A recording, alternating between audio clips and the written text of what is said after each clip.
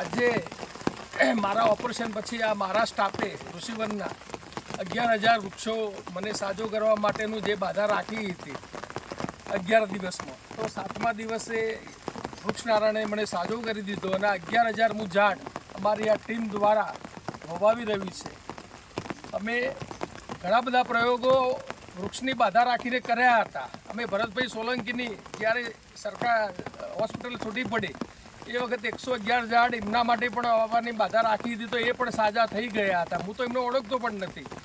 તમે પણ તમારા સંબંધીઓના માટે આ વૃક્ષની બાધા રાખી અને સાજા કરો એવી આ માધ્યમથી આપ સૌને વિનંતી કરું છું.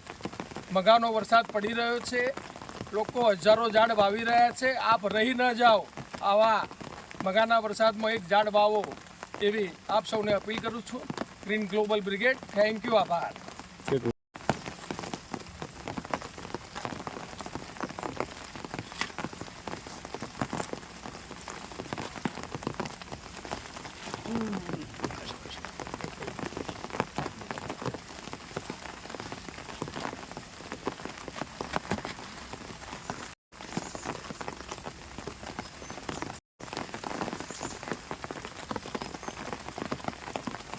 વૃક્ષનારાયણ દેવ કી જય.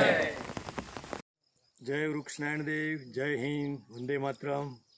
જણાવતા આનંદ થાય છે કે આપણા ગ્રીન ગ્લોબલ બ્રિગેડના સંસ્થાપક અને green ambassador doctor Jitubhai Tirupati, જે થોડાક બીમાર પડ્યા હતા અને સર્જરીની જરૂર હતી, તેમનું સફળતાપૂર્વક ઓપરેશન થઈ ગયું છે અને અત્યારે એમની ખૂબ સારી તંદુરસ્તી છે.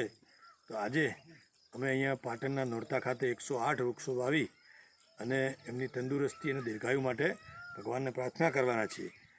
હું પણ એક પીપળો વાવવાનો છું. તો આપ સૌ ગ્રીન ગ્લોબલ બ્રિગેડના તમામ ગ્રીન કમાન્ડોને વિનંતી સહ આહવાન છે કે આવો આપણે સૌ જીતુભાઈના તંદુરસ્તી માટે અને દીર્ઘાયુ માટે એક વૃક્ષ વાવી અને ઉછેરીએ અને આ ધરતી માતાના સંરક્ષણ અને સંવર્ધન માટે આપણું યોગદાન આપીએ અને આપણા ગ્રીન ગ્લોબલ બ્રિગેડના સંસ્થાપક જીતુભાઈ જલ્દીથી સાજા થઈ જાય અને પ્રભુ એમને દીર્ઘાયુ આપે એ માટે પ્રાર્થના કરીએ.